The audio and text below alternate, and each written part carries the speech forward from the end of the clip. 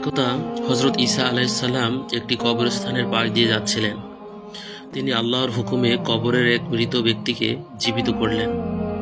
লোকটি কবরের মাটি ঝেড়ে উঠে দাঁড়ালো।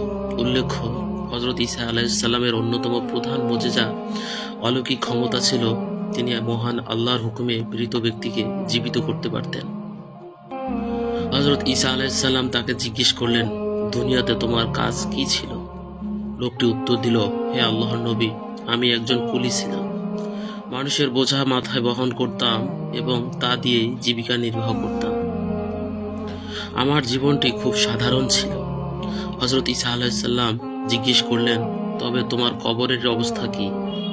তোমার হিসাব নিকাশ কেমন চলছে? লোকটি কাঁদতে কাঁদতে বলল, একবার আমি এক ব্যক্তির এক বোঝা লাকড়ি জ্বালানি কাঠ মাথায় করে তার বাড়িতে পৌঁছে দিচ্ছিলাম।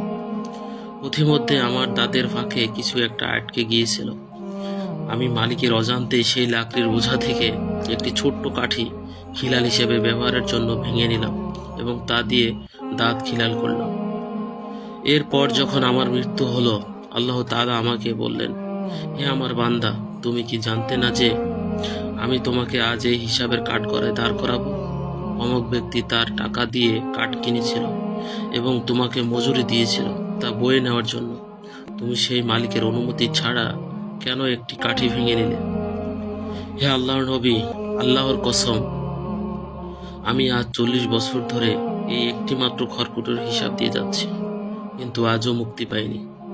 দয়া করে আপনি আমার জন্য আল্লাহর কাছে সুপারিশ করুন।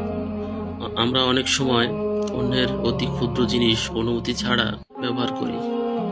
আমরা একে খুব তুচ্ছ মনে করি, কিন্তু মনে রাখতে হবে, আল্লাহর কাছে আমানত অত্যন্ত গুরুতর বিষয়।